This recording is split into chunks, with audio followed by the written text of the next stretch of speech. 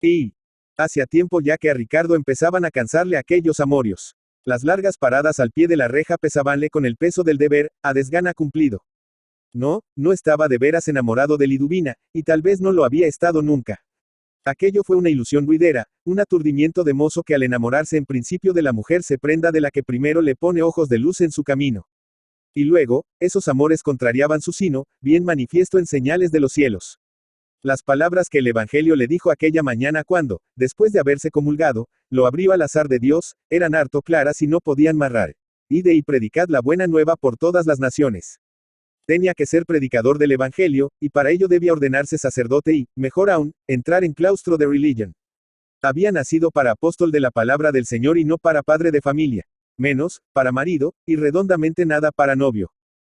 La reja de la casa de Liduvina se abre a un callejón, flanqueado por las altas tapias de un convento de Ursulinas. Sobre las tapias asomaba su larga copa un robusto y cumplido ciprés, en que hacían coro los gorriones. A la caída de la tarde, el verde negror del árbol se destacaba sobre el incendio del poniente, y era entonces cuando las campanas de la colegiata derramaban sobre la serenidad del atardecer las olas lentas de sus jaculatorias al infinito. Y aquella voz de los siglos hacía que Ricardo y Liduvina suspendieran un momento su coloquio. Persignabais ella, se recogía y palpitaban en silencio sus rojos labios frescos una oración, mientras él clavaba su mirada en tierra. Miraba al suelo, pensando en la traición que a su destino venía haciendo. La lengua de bronce le decía, ve y predica mi buena nueva por los pueblos todos. Eran los coloquios languidos y como forzados. La reja de hierro que separaba a los novios era una verdadera cancela de prisión, pues prisioneros, más que del amor y del sentimiento, de la constancia y del pundonor estaban.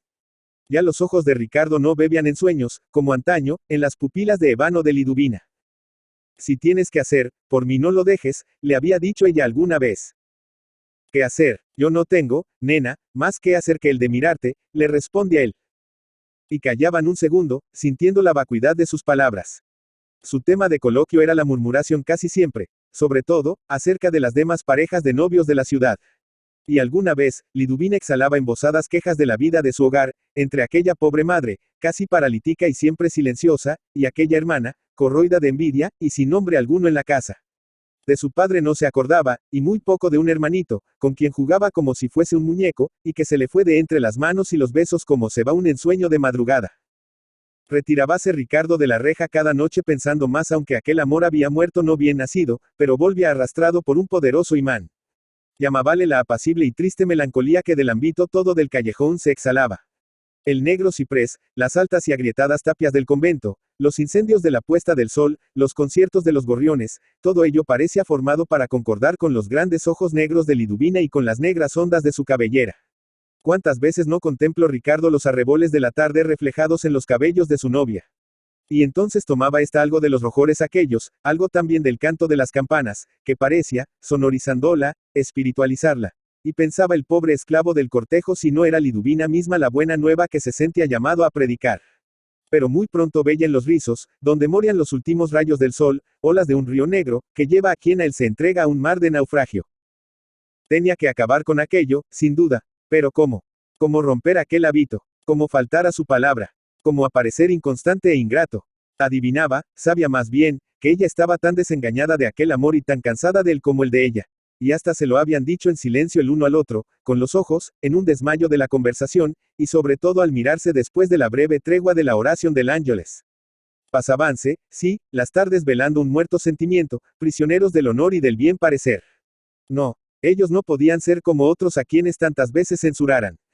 Pero para no ser como otros, no eran ellos mismos. Como provocar una explicación, confesarse mutuamente, darse la mano de amigos y separarse, con pena, sí, pero con el goce de la liberación.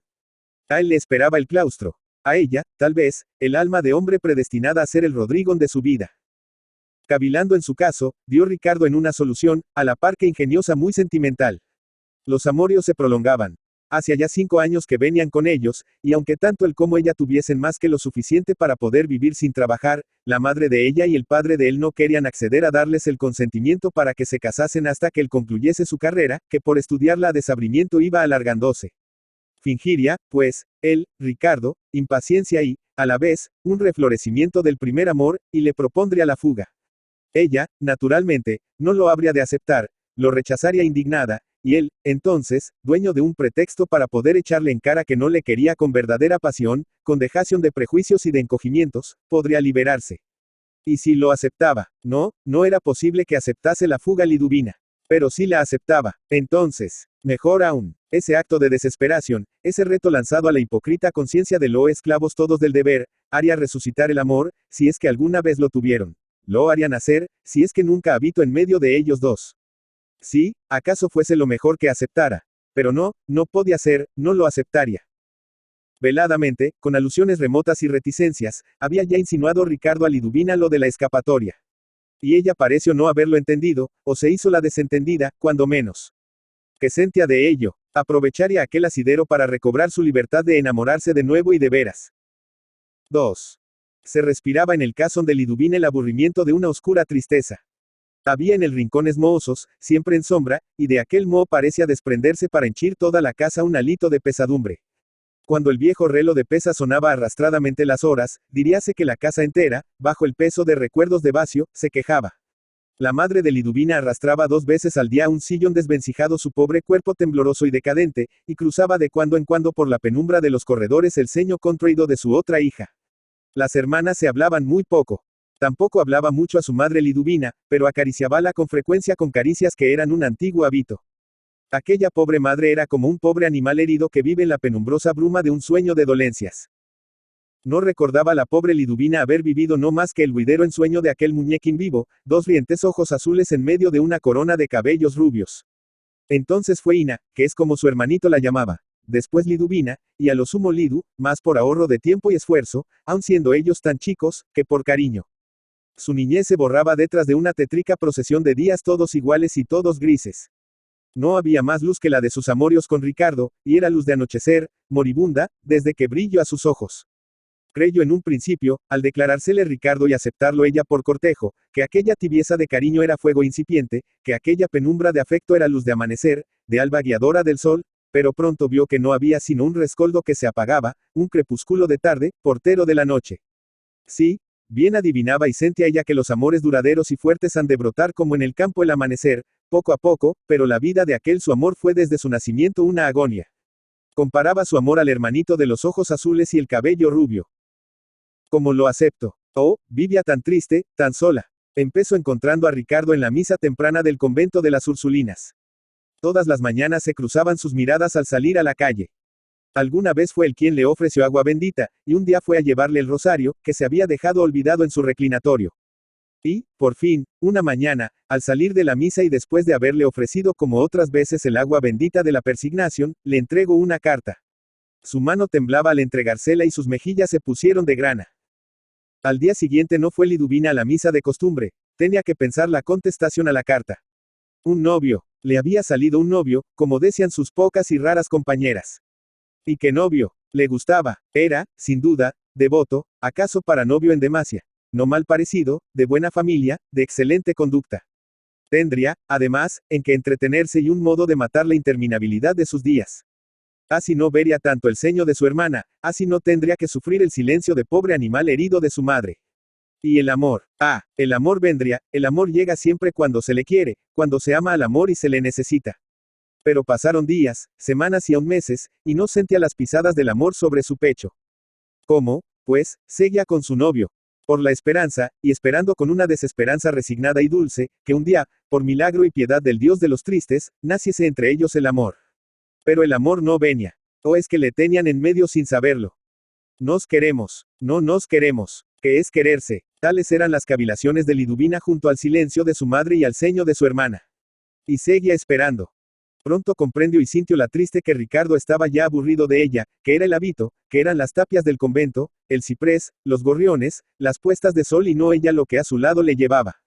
Pero lo mismo que su novio sintió ella en sí más fuerte que el desengaño, el pundonor y el orgullo de la constancia. No sería ella la primera en romper, aunque tuviese que morir de pena, que rompiese él. La fidelidad, la lealtad más bien, era su religión. No habría de ser la primera mujer que se sacrificase al sentimiento de la constancia. ¿No se había casado acaso su amiga Rosario con el primero a quien aceptó, no más que por no confundirse con las que cambian de novio como de sombrero? Los inconstantes, los infieles son los hombres son los que no tienen el pundonor de la palabra de cariño, aun cuando éste muera. Liduvina, en lo hondo de su corazón, despreciaba al hombre.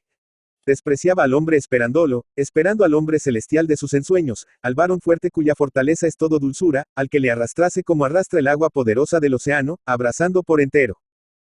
Entendió muy bien a Ricardo cuando éste, entre enrevesados ambajes, le insinuó la ocurrencia de la escapatoria. Pero aunque le entendiera, hizóse la desentendida. Y más que le entendió, pues comprendió su intención celada. Leyó en el alma de su novio. Y se dijo, que tenga valor, que deje de ser hombre, que me proponga clara y redondamente la fuga, y la aceptare. La aceptare y será cogido en el lazo en que pretende arteramente prenderme, y entonces veremos quién es aquí el valiente. Se revolverá al verse preso en la cadena con que quiere apresarme para huir de mí, e inventará mil excusas. Y entonces seré yo, la pobre muchacha, la nena del casón, yo, la infeliz Liduvina, seré yo quien le dé lecciones de intrepidez de enamorados. Y no lo aceptará, no. El cobarde, el embustero. Pero ¿y si lo acepta? Si lo acepta, al llegar a este punto de sus cavilaciones. Liduvina se estremecía, como solía estremecerse al tener que cruzar aquella vieja sala donde florecía en lo oscuro el moho de la casona materna. Si lo acepta, seguía pensando Liduvina, empezará mi vida, se romperá esta niebla de sombras húmedas, no oiré ya al viejo relé de pesas, no oiré callar a mi madre, no veré el ceño de mi hermana. Si lo acepta, si nos fugamos, si toda esa gente estúpida descubre de una vez quién es Liduvina, la chica del callejón de las Ursulinas, entonces resucitará ese amor que bajo moribundo a nosotros. Si lo acepta, llegaremos a querernos al unirnos un mismo atrevimiento. No, entonces veremos claro cómo hoy mismo nos queremos. Porque sí, a pesar de todo, le quiero. Es ya una costumbre en mi vida, es una parte de esta mi existencia. Gracias a sus visitas vivo. Y he aquí como él y ella coincidieron. Como que era el amor, un mismo amor, el que les inspiraba. 3. Y fue como pensaron. Una tarde, al ir a ponerse el sol, Ricardo cobró coraje y, recostándose en la reja, después de haber soltado de ella las manos, dejó caer estas palabras. Mira, nena, esto va muy largo, y yo no sé cuándo voy a acabar la carrera, que cada vez me apesta más. Mi padre no quiere oír hablar de que esto se acabe como debe acabarse mientras yo no sea licenciado, y, francamente, hubo un silencio, esta situación es insostenible, así se nos gasta la ilusión. A ti, dijo ella. No, a los dos, Lidu, a los dos. Y yo no veo más que un medio. El que rompamos. Eso, nunca, nena, nunca. ¿Cómo se te ha podido ocurrir tal cosa? Es que tú.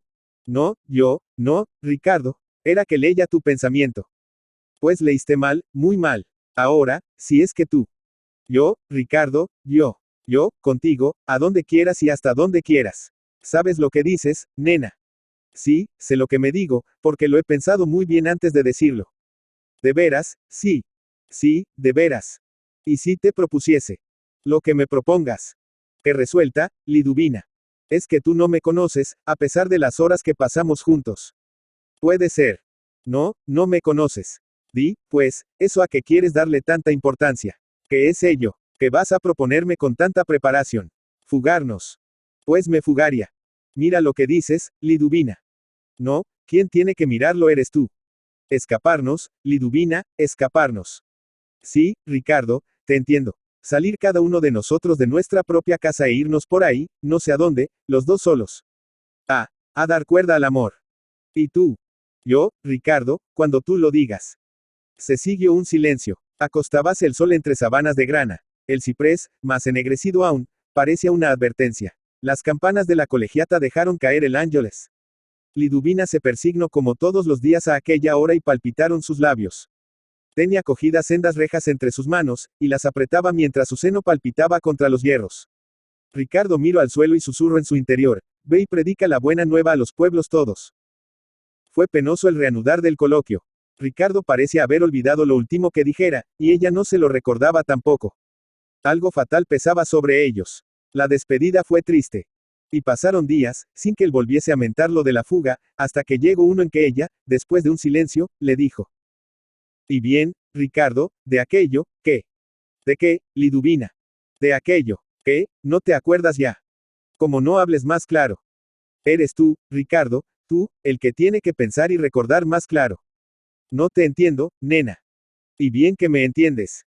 Vamos, que, acaba. Sea, lo de la fuga. Pero lo tomaste en serio.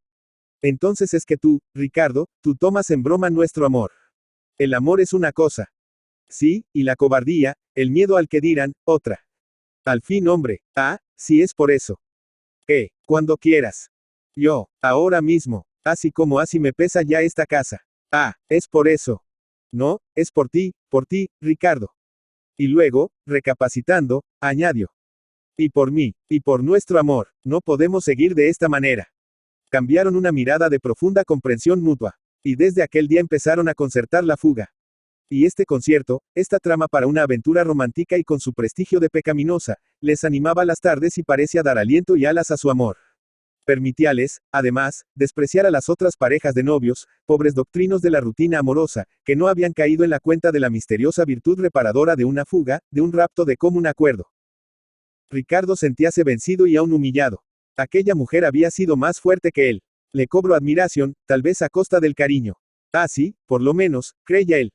Por fin, una mañana, Liduvina pretextó tener que salir a ver a una amiga, y acompañada de la doncella salió llevando un pequeño hato de ropa en la mano.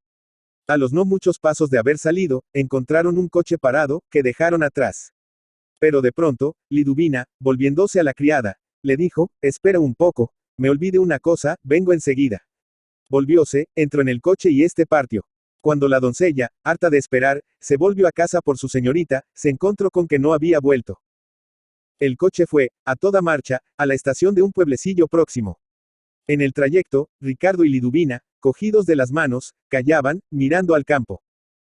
Montaron en el tren, y este partió. La línea seguía las riberas del río, que preso en una hoz iba a rendir al mar sus casi siempre amarillas aguas. A un lado y otro se alzaban en arribes tierras de viñedo, o almendros, olivos, pinos y, atrechos, naranjos y limoneros. Los salientes de los escarpes formaban a la vista, según los rodeos del río, ensambles en cola de Milano. A espacios, en las presas que se le habían hecho al río, pequeños y miserables molinos de la más antigua calaña, una tosca piedra molar cubierta por una choza de ramaje. Bajaban el río, a la vela, grandes barcas cargadas de toneles, o le remontaban, impelidas por largos bicheros que manejaba un hombre desde una especie de pulpito. Ricardo y Liduvina, acurrucados en una esquina del vagón, miraban vagamente a las quintas sembradas por los arribes del río, entre la verdura, y oían una conversación en lengua extranjera de que apenas si cazaban el sentido de alguna que otra palabra. En una estación, al ver que se vendían naranjas, antojáronse a ella. Necesitaba refrescar los resecos labios, distraer manos y boca en algo. Mondóle Ricardo una de las naranjas y se la dio mondada. Liduvina la partió por la mitad y alargó una de ellas a Ricardo. Después mordió medio gajo, miró a los compañeros de coche y, al verlos distraídos, dio a su novio el otro medio. En otra estación comieron. Una comida triste. Liduvina, que de ordinario no bebía sino agua, tomó un vaso de vino. Y repitió el café. Ricardo fingió una serenidad que le faltaba. Si hubieran podido volverse, deshacer lo hecho. Pero no, el tren, imagen del destino, les llevaba a él encarrilados. En cualquier lado que se quedasen tenían que esperar al otro día para la vuelta.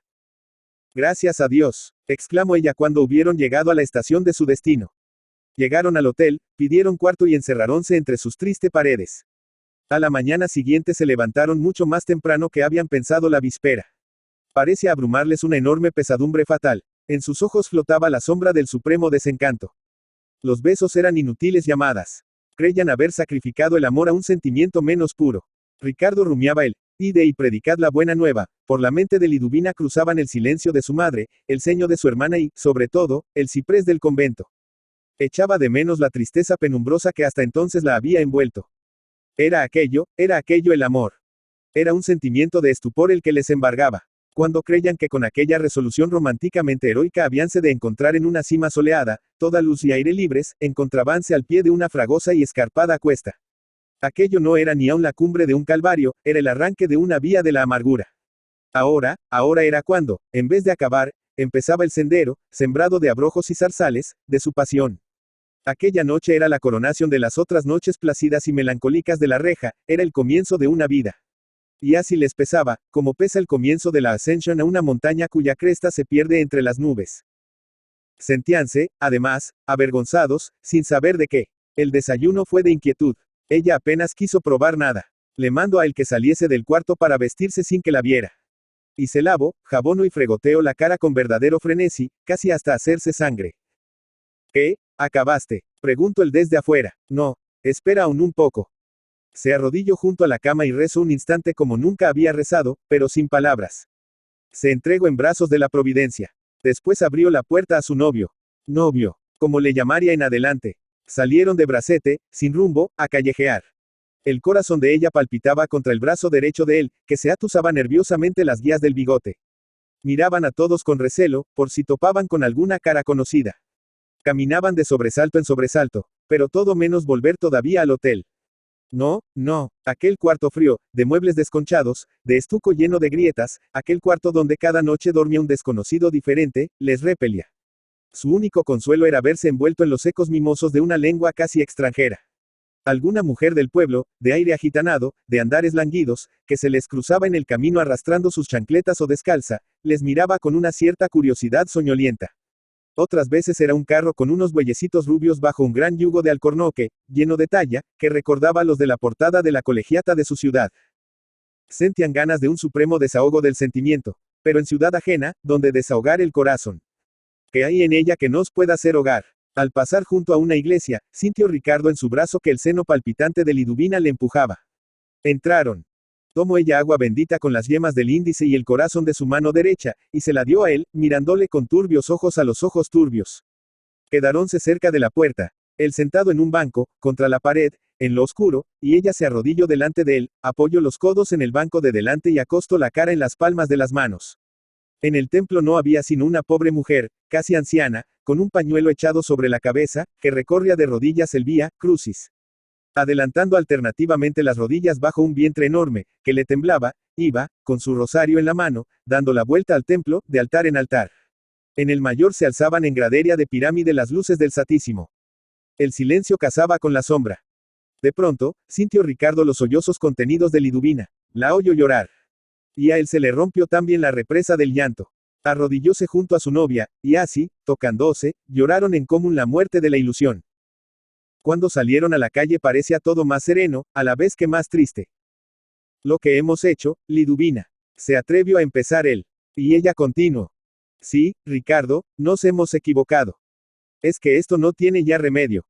Al contrario, hombre, ahora es cuando le tiene, ahora todo está claro. Tienes razón. Lo malo es que nena mía, que al pueblo no podemos volver. ¿Con qué cara me presento yo a mi madre y a mi hermana? ¿Y cómo vamos a salir allí a la calle? Pues tú fuiste, tú, Liduvina, la que más querías afrontar el que dirán de las gentes. El que dirán, sí, pero no es lo peor lo que digan, eso me importa poco. Pues qué, el que se reirán, Ricardo. Es verdad, una vez en el hotel mezclaron sus lágrimas. Fingió el tener que salir a una diligencia, a cambiar dinero. Más fue para darle a ella ocasión y tiempo, tomando celos él por su parte, de escribir a sus casas. Y al otro día emprendían el regreso. Ella se quedaría en un pueblecito donde moraba una tía, hermana de su padre, pues por nada del mundo afrontaría de nuevo el silencio de su madre y el ceño de su hermana. Él bajaríase en la estación próxima a la ciudad, para entrar, de noche y ahí por caminos excusados, en casa de su padre. Tristísimo fue el regreso. Los mismos viñedos, los mismos pinares, olivares, naranjales, los mismos molinos y las barcas mismas. Al llegar a la frontera, parecía como si las montañas de la patria les abriesen maternalmente los brazos para recibirlos. Eran los hijos pródigos, pero pródigos. ¿De qué? Escondíanse en el coche por si entraba algún conocido y les reconocía. El sentimiento de la vergüenza y, lo que es aún peor, el del ridículo, les embarazaba.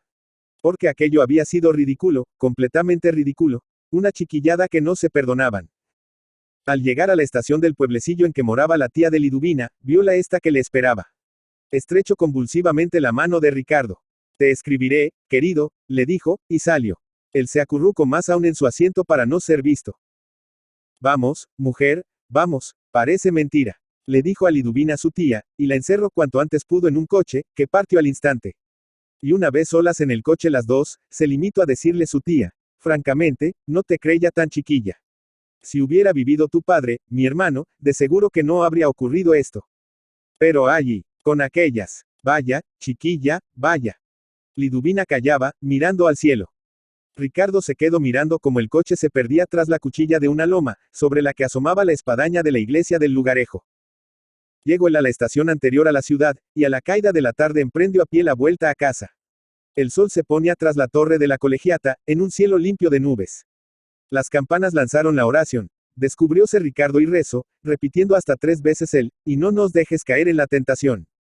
Y después, al concluir ahora y en la hora de nuestra muerte, amén, añadió, id y predicad la buena nueva por los pueblos todos. Majadero. Esto fue lo único que le dijo su padre cuando, anochecido ya, le vio entrar en casa, furtivamente. Pasaron días. Ricardo y Liduvina esperaban las consecuencias de su aventura. Y pasaron meses. Al principio se cruzaron algunas cartas de forzadas ternezas, de recriminaciones, de quejas. Las de ella eran más recias, más concluyentes. No tienes que explicarme, Ricardo mío, lo que te pasa, porque lo adivino. No me engaña tu retórica. Tú, en rigor, no me quieres ya. Creo que nunca me has querido, por lo menos no como yo te quería y aún te quiero, y buscas medio de deshacerte del que crees es un compromiso de honor, más que de cariño. Pero, mira, déjate de eso del honor, que a tal respecto estoy, aunque te parezca mentira, muy tranquila. Si no ha de ser para quererme como yo te quiero, con toda mi alma y todo mi cuerpo, no te cases conmigo, aun habiendo pasado lo que paso. No quiero sacrificios de esa clase. Sigue tu vocación, que yo ya veré lo que he de hacer. Pero desde ahora te juro que o he de ser tuya o de nadie. Aunque hubiese alguno tan bueno o tan tonto como para solicitarme después de lo ocurrido, de aquella chiquillada, le rechazaría, fuese el que fuese. Piensa bien lo que has de hacer. El alma de Ricardo era, en tanto, un lago en tormenta. No dormía, no descansaba, no vivía. Volvió a sus lecturas de mística y de ascética, a sus estudios de apologética católica.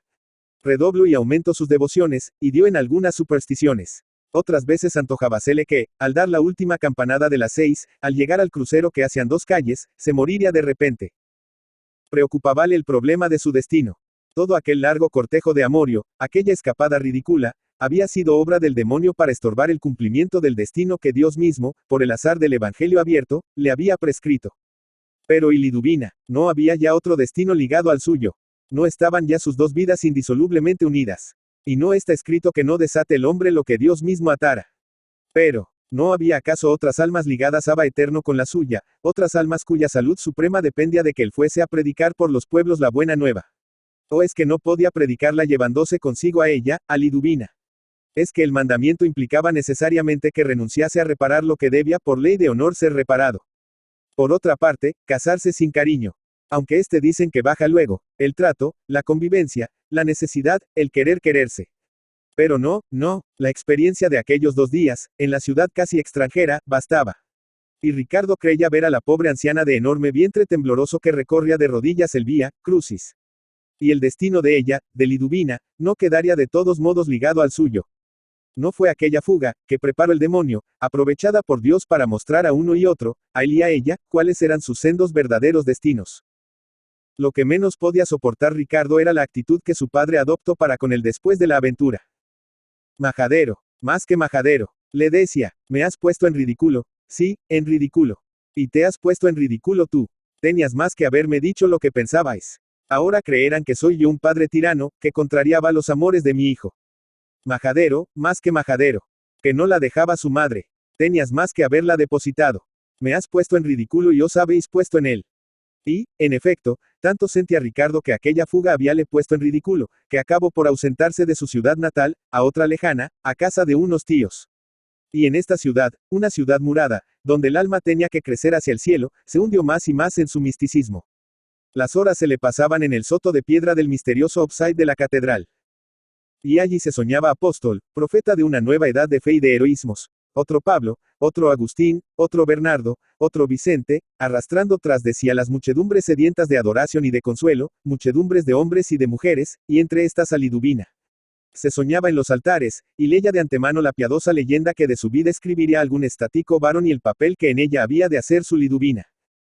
La correspondencia con ella proseguía, solo que ahora las cartas de Ricardo eran más sermones que misivas de amor o de remordimiento. Mira, Ricardo mío, no me prediques tanto, le contestaba ella, no soy tan tonta que necesite de tantas y tan revueltas palabras para entender qué es lo que quieres.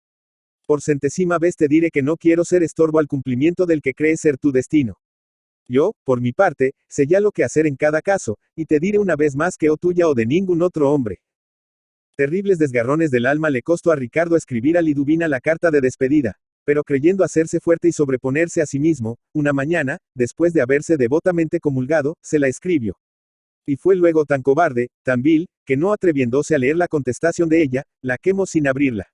Ante las cenizas le palpitaba furiosamente el corazón. Quería restaurar la carta quemada, leer las quejas de la esposa. La esposa, sí, este era el nombre verdadero, de la esposa sacrificada. Pero estaba hecho. Había quemado las naves. Ya aquello, gracias a Dios, no tenía remedio. Y así era mejor, mucho mejor para ambos.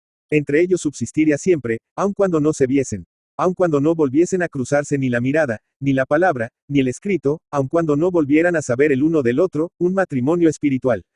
Ella sería la Beatriz de su apostolado. Cayó de rodillas, y a solas, en su cuarto, mojó con sus lágrimas el Evangelio del Agüero. Vi. La vida del novicio Fray Ricardo llegó a espantar al maestro de ellos, tan excesiva era.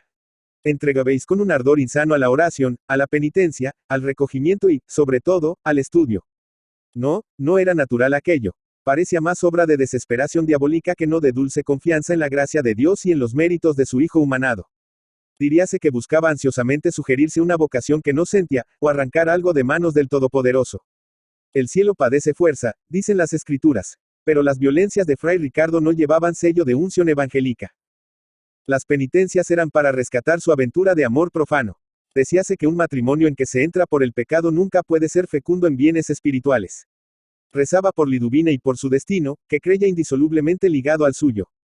Sin aquella fuga providencial tal vez se hubiesen casado, marrando así uno y otro el sino que les estaba divinamente prescrito. Sus oraciones eran oraciones de inquietud y de turbulencia. Pedía a Dios sosiego, le pedía vocación, le pedía también fe. Leía el Kempis, los santos padres, los místicos, los apologetas y, sobre todo, las confesiones de San Agustín. Creyase un nuevo Agustín, habiendo pasado, como el africano, por experiencias de pasión carnal y del terrestre amor humano. Sus hermanos, los demás novicios, le miraban con un cierto recelo y también con envidia, con esa triste envidia que es la plaga oculta de los conventos.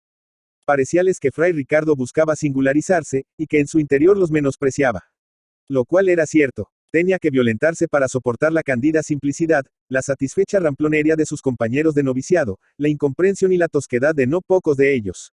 Y huía de los mejores, de los más ingenuos y sencillos, hallando los tontos. Los maliciosos le entretenían más. Dolíale el observar que los más de ellos no sabían bien por qué habían entrado en el claustro. Los metieron allí sus padres, cuando eran unos pequeñuelos, para deshacerse de ellos y no tener que darles oficio y estado. Otros empezaron por monacillos o fámulos. A otros les arrastra una oscura visión poética de la primera y vaga adolescencia. Casi ninguno conoce el mundo, del que hablaban como de algo lejano y misterioso. Le hacía sonreír de conmiseración a su simplicidad al oírles discurrir de los peligros de la carne y del pecado de su concupiscencia. Tenían por diabólico lo que él, Fray Ricardo, creía saber bien que no es sino tonto. No habían gustado la vacuidad del amor mundano. Como entre los novicios corría el rumor confuso de la aventura que a Fray Ricardo le llevó al convento, hacíanle veladas alusiones a ello, y cuando él, con su más altanera sonrisa, les daba a entender que no se debe exagerar el poderío del demonio, el mundo y la carne, le contestaban: claro, usted tiene más experiencia de ellos que nosotros.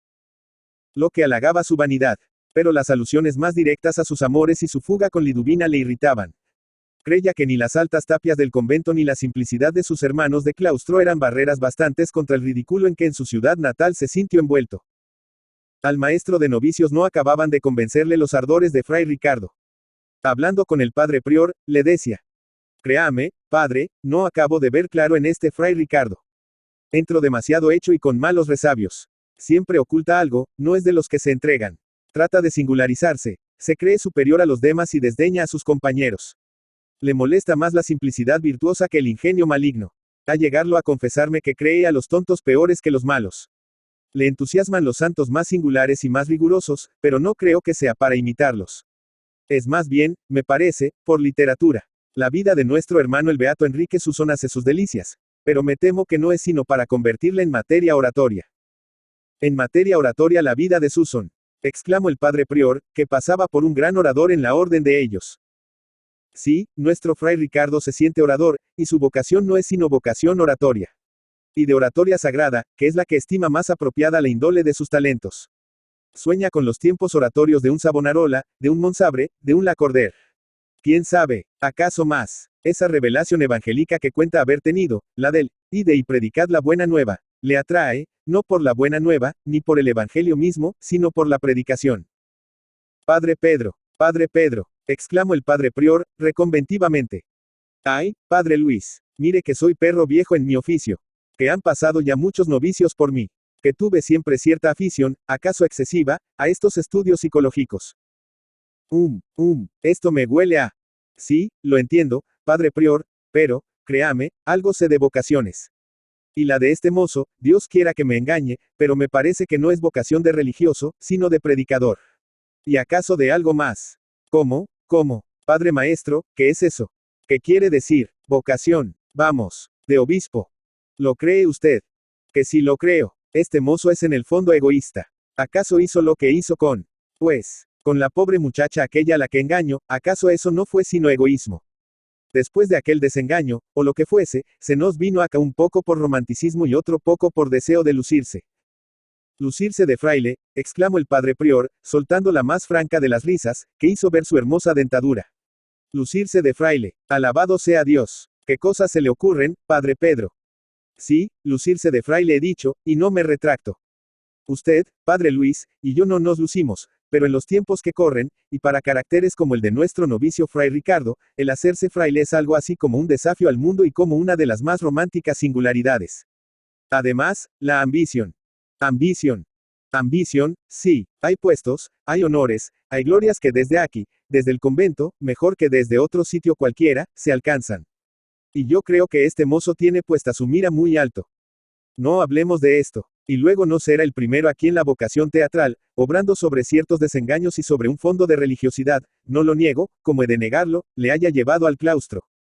Recuerde usted, padre, a aquel fray Rodrigo, el carmelita, que tanto se distingue como actor en los teatros caseros de la aristocracia, y que en vez de irse a las tablas se fue a un convento. Sí, y ahora, fuera ya del convento, anda inventando una religión nueva, con hábito. Siempre cómico. Y nuestro fray Ricardo, lleva también un comediante dentro. Solo que espera acabar haciendo papel de protagonista, con una mitra, o quién sabe, ¿acaso suben más sus sueños? ¿Qué? Diga, padre, diga. Nada, no, nada. Esto me parece que es ya murmurar. Hace tiempo que me viene pareciendo eso. Pero, en fin, padre prior, yo creo de mi deber darle estos informes. Este mozo cree que nuestro traje viste mucho. Y hasta sospecho que se tiene por guapo, y quiere lucirse con el hábito blanco, desde el púlpito. Qué malicioso es usted, padre Pedro. Perro viejo, padre prior, perro viejo, y que no llegara ya a obispo, pensó entre sí el padre prior, que se había también despedido de tal esperanza. 7. Si hubiese oído la pobre Liduvina este coloquio entre el padre prior y el padre maestro de novicios. Pero Liduvina, que había esperado a su Ricardo, cuando éste entró en el claustro, ella también, con los ojos secos y el corazón desolado, fue a enterrarse en un convento. Pensó hacerlo en una orden de enseñanza para inculcar sutilmente en las educandas el asco y el desprecio que hacia el hombre, egoísta y cobarde, sentía. Más para que exponerse hacia que se le mostrase el corazón al desnudo. Para que ir a exacerbar sus dolores dándoles pábulo de venganza. No, era mejor profesar en una orden contemplativa, de recogimiento, silencio, penitencia y oración. En un monasterio, a cuyas puertas se rompieran los ecos del mundo de fuera.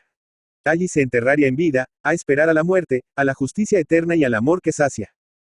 Fuese a la lejana y escondida villa de Tolviedra, colgada en un repliegue de la brava serranía, y se encerró entre las cuatro paredes de un viejo convento que antaño fue de benedictinas. En la huerta había un ciprés, hermano del de las Ursulinas de su ciudad natal, del ciprés de sus mocedades. Y sentada al pie del árbol negro contemplaba los encendidos arreboles del ocaso, recordadizos de otros. Recreábase extrañadamente en aquella triste huerta, su compañera de silencio, la mayor parte de hortaliza, con solo raras flores mustias, que ella sola regaba. Aquella huerta triste, prisionera entre altos muros, jirón de naturaleza enclaustrado también. Desde allí no se veía del resto del mundo más que el cielo, que no sufre tapiales ni cancelas. Por su azul cruzaban mansamente las nubes con frecuencia, regalándole su sombra. Otras veces, alguna paloma que iba aleteando blancamente en busca de la tibieza del nido. Cuando llovía de un mismo dulce manto negro, rendíase el agua a la tierra de afuera y a la de dentro del convento. Por las noches derramaba en las estrellas la mirada de sus ojos negros o contemplaba a la media luna que, como una navecilla, parece abogar a toda marcha entre las nubes. A días, colabanse rumores de turbas que pasaban junto a los muros, guitarras, bandurrias y cantos de romería, y un anochecer, apoyada a la tapia, sorprendió su oído, a través de ella, desliz de besos y revoloteo de suspiros rotos. Y ante estos ecos de fuera, soñaba recordando a la anciana de tembloroso vientre que recorría, de rodillas y rosario en mano, el Vía Crucis, en el solitario templo de las lágrimas, y aquel viaje en tren, a lo largo del río de aguas amarillas por la tormenta, entre pinos, olivos y naranjos. Apareciásele la ciudad del pecado. Del pecado. Pero fue realmente pecado aquello. ¿Es eso el pecado que con tales colores de atracción se nos pinta? Oh, el pecado es la curiosidad, sin duda, no más que la curiosidad. Por curiosidad, por ansia de conocer, pecó Eva. Y por curiosidad siguen pecando sus hijas. ¿Había sido mejor o había sido peor que Ricardo la sacrificase así? No quería saberlo. El hombre es egoísta siempre. Lo que más le dolía era la extraña sonrisa de su hermana, aquella sonrisa que le desarrugó el ceño cuando se despidió de ella a la puerta del convento diciéndole, y ahora, que seas feliz. Que lo dasal el mundo. Y allí dentro volvió a encontrarlo. El convento era un mundo pequeño. La ociosidad, la falta de afecciones de familia, la monotonía de la existencia, exacerbaba ciertas pasiones. Aquella triste paz de los claustros estaba henchida de pequeñas pasiones y recelos, de amistades hostiles.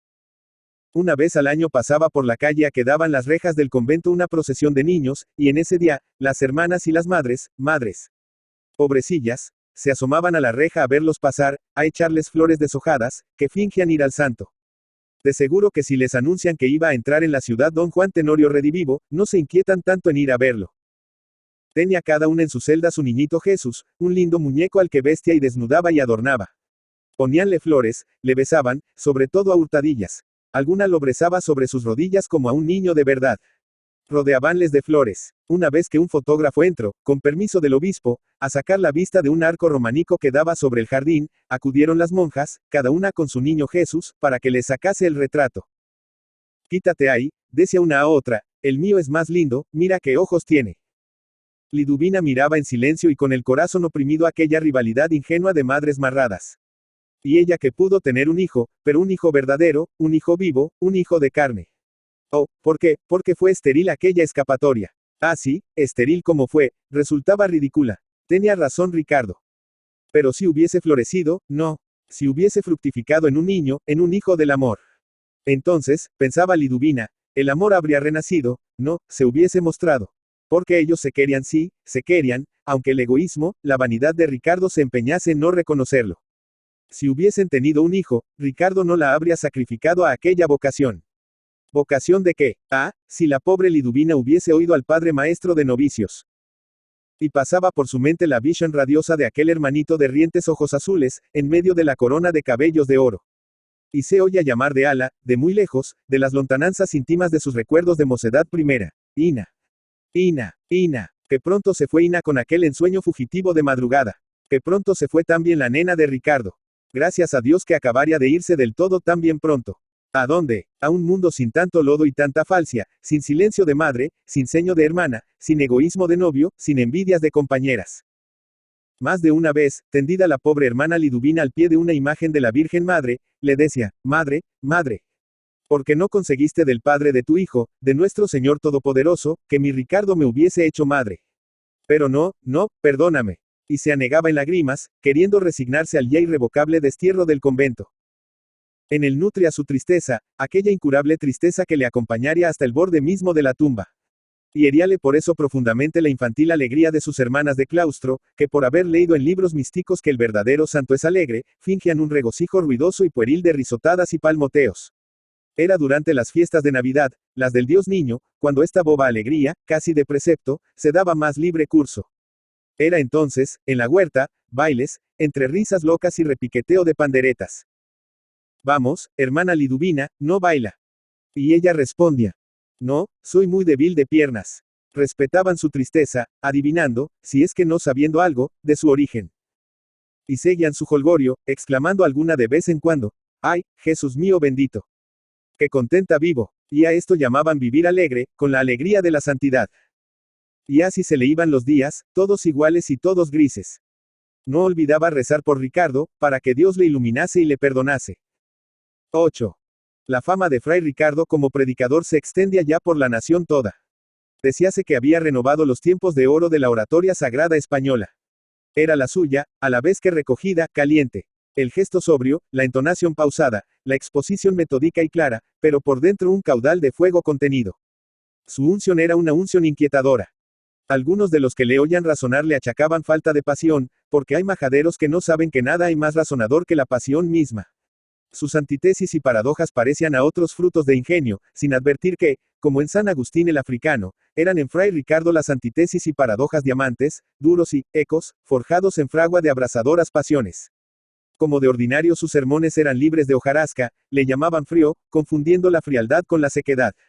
Y es que la oratoria de Fray Ricardo era seca y ardiente como las arenas del desierto espiritual que su alma, encendida de ambición y de remordimiento, atravesaba. A las veces resultaba oscuro, oscuro para los demás y oscuro para sí mismo. Era que andaba buscando sus ideas. Y hablaba, no a las muchedumbres que le oían, sino a cada uno de los que formaban parte de ellas. Hablaba de alma a alma. Pero había en su oratoria algo de informe, algo de caótico y algo de fragmentario.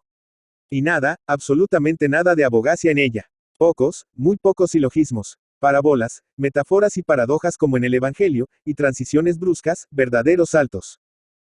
El caso es que sin ser propiamente un orador en belleza, decía algún pedante. Solía hablar de los problemas llamados del día, de la decadencia de la fe, de la lucha entre esta y la razón, entre la religión y la ciencia, de cuestiones sociales, del egoísmo de pobres y de ricos, de la falta de caridad y, sobre todo, de ultratumba. Cuando hablaba del amor parecía transfigurarse.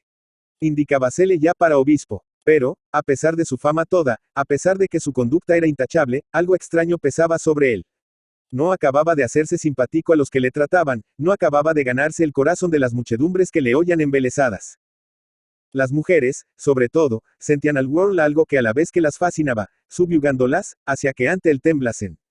Adivinaban algo dolorosamente secreto en sus palabras ardientes. En especial oyéndolo hablar de algunos de sus temas favoritos, el de la tragedia del paraíso cuando Eva tentó a Adán, haciéndole probar del fruto prohibido del árbol de la ciencia del bien y del mal, y fueron arrojados del jardín de la inocencia y quedó guardando su puerta un arcángel con una espada de fuego que iluminaba en rojor sus alas.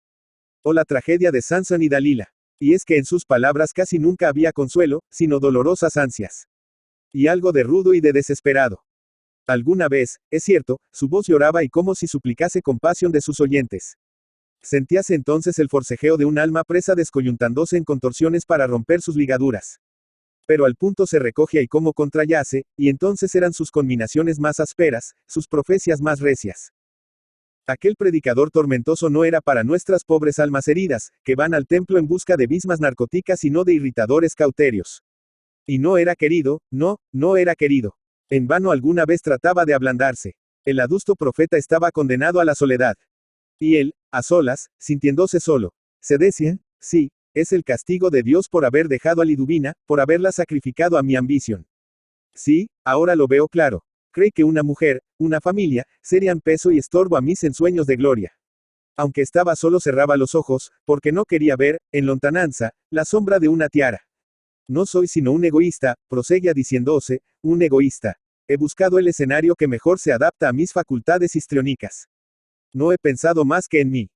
Por fin le llegó la coyuntura que en secreto más ambicionaba, la de poner a prueba su vocación. Y es que le llamaron a predicar al convento de las Madres de la Villa de Tolviedra. Desde que lo supo, apenas dormía. No se lo dejaba el corazón. Y gracias que el mundo, la gente, o mejor dicho el público, no sabía el nudo que con aquel convento le ataba. Era ya un secreto para casi todos. Ahora iba a darse un espectáculo único y para ellos dos solos. Ahora iba a hablar de corazón a corazón, en el secreto de una muchedumbre atónita y embebecida, con la fatídica compañera de su íntimo destino. Ahora iba a confesarse a ella delante de todos y sin que nadie lo advirtiese. Ahora iba a vencer un trance único en los anales de la oratoria cristiana, seguramente único. Si supieran aquellos pobres devotos la escena del fatídico drama que allí se representaba. El cómico del apostolado sentíase en un transporte enloquecedor. Y llegó el día. El templo estaba rebosante de gente ansiosa de oír al predicador famoso. Habían acudido de los pueblecillos comarcanos y hasta de la capital de la provincia. El altar parecía un ascua de oro. Dentro de la cortina que detrás de las rejas velaba el coro adivinábase una vida de recogimiento y de éxtasis. De cuando en cuando salía de allí alguna tos perdida. Subió Fray Ricardo pausadamente al púlpito, sacó un pañuelo y se enjugó con él la frente. El ancha manga blanca del hábito le cubrió como un ala, un momento, el rostro. Paseó su mirada por el concurso y la fijó un instante en la encortinada reja del coro.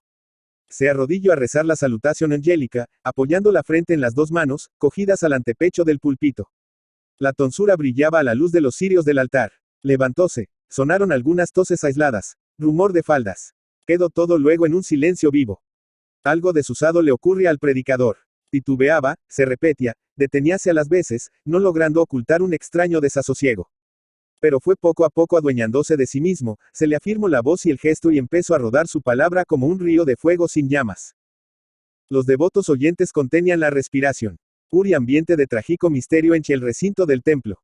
Adivinábase algo solemne y único. No era un hombre, era el corazón humano el que hablaba. Y hablaba del amor divino. Y también del humano. Cada uno de los que le oían sentíase arrastrado a las honduras del espíritu, a las entrañas de lo inconfesable. Aquella voz ardía. Hablaba del amor que nos envuelve y domina cuando más lejos de él nos creemos. Y decía, esperar al amor, solo le espera el que ya le tiene dentro. Creemos abrazar su sombra, mientras él, el amor, invisible a nuestros ojos, nos abraza y nos oprime. Cuando creemos que murió en nosotros, suele ser que habíamos muerto en él. Y luego despierta cuando el dolor le llama. Porque no se ama de veras sino después que el corazón del amante se remeje en almirez de angustia con el corazón del amado. Es el amor pasión coparticipada, es compasión, es dolor común. Vivimos de él sin percatarnos de ello, como no nos damos cuenta de vivir del aire hasta los momentos de congojoso ahogo. Esperar al amor, solo espera al amor, solo le llama el que le tiene dentro de sí, el que de su sangre, aun sin saberlo, vive. Es el agua soterrada la que aviva la sequía. Sentimos a las veces sequedades abrasadoras, como las del campo desierto que se resquebraja de sed mientras ruedan sueltas sobre su haz las hojas ahornagadas por el bochorno, y entre tanto en las honduras de ese campo mismo, por debajo de las raíces de su muerto verdor, corre sobre la roca de sustento el manantial de las aguas del cielo avivadoras. Y es el rumor de esas aguas profundas el que se funde al rumor de las hojas secas. Y llega un punto en que la reseca tierra sedienta se abre, y brotan a su sobrehaz en surtidor las ocultas aguas. Así es el amor. Pero es el egoísmo, hermanas y hermanos míos, es el triste y fiero amor propio el que nos ciega para no ver al amor que nos abraza y envuelve, para no sentirle. Queremos robarle algo, no entregarnos por entero a él, y el amor nos quiere y nos reclama enteros. Queremos que sea el nuestro, que se rinda a nuestros locos deseos, a la rebusca de nuestro personal brillo, y él, el amor encarnado y humanado, quiere que seamos suyos, suyos por entero y solo suyos. Y que pronto nos rendimos. Al vernos al pie de la cuesta. ¿Y por qué nos rendimos? Por las más tristes razones, sí, miserables razones, por miedo al ridículo, ¿acaso? No por algo peor, hermanas y hermanos míos. Qué torpe, qué egoísta, qué mezquino es el hombre. Perdón. Al llegar a esta palabra, que saltó como un grito desgarrado de las entrañas, la voz de Fray Ricardo, que, como río de fuego sin llama, iba rodando sobre el silencio vivo del devoto auditorio, se vio cortada por el desgarrón de un sollozo que venía de detrás de la reja encortinada del coro. Hasta las llamas de los cirios del altar parecieron estremecerse al choque de fusión de aquellos dos gritos del alma. Fray Ricardo se trasmudó primero como la blanca cera de los cirios del altar. Después el encendió el rostro como el de sus llamas. Miró al vacío, dobló la cabeza sobre el pecho, se cubrió los ojos con las manos, que apenas asomaban temblorosas de sus aladas mangas blancas, y estalló a llorar entre sollozos comprimidos que se fundieron con los que del velado coro salían. Un momento espesóse aún más el silencio de la muchedumbre atónita. Rompieron luego llantos, arrodillóse el predicador. Después se dispersaron los oyentes poco a poco. Durante días y aún meses no se habló en Tolviedra, y aún fuera de ella, sino de aquel singular suceso. Y los que lo presenciaron lo recordaban después durante su vida toda. Parecíales que en el momento de ocurrir el estallido del misterio iba diciendo el predicador en frases rotas y conceptuosas enigmas extraños. Más adelante llegó a saberse, o entresaberse, por lo menos, algo de lo que había habido por debajo, algo del rumor del fuego soterráneo que se unió al rumor de las aguas de fuera, y con ello empezaron los más avisados a penetrar en lo que había sido la oración de Fray Ricardo. Él y ella, Fray Ricardo y Sor Liduvina, sintiéronse más presos del destino que cuando no los separaba más que la reja de la casona del callejón de las Ursulinas. Al abrazarse y fundirse en unos sus sollozos, fundiéronse sus corazones, cayéronseles como abrasadas vestiduras, y quedó al desnudo y descubierto el amor, que desde aquella triste fuga les había sustentado las sendas soledades. Y desde aquel día. Salamanca, noviembre de 1911. Miguel de Unamuno. Miguel de Unamuno y Hugo Bilbao, 29 de septiembre de 1864, Salamanca, 31 de diciembre de 1936, fue un escritor y filósofo español perteneciente a la generación del 98. En su obra cultivó gran variedad de géneros literarios como novela, ensayo, teatro y poesía. Fue, asimismo, diputado en Cortes de 1931 a 1933 por Salamanca. Fue nombrado rector de la Universidad de Salamanca 3 veces. La primera vez en 1900 y la última, de 1931 hasta su destitución, el 22 de octubre de 1936, por orden de Franco.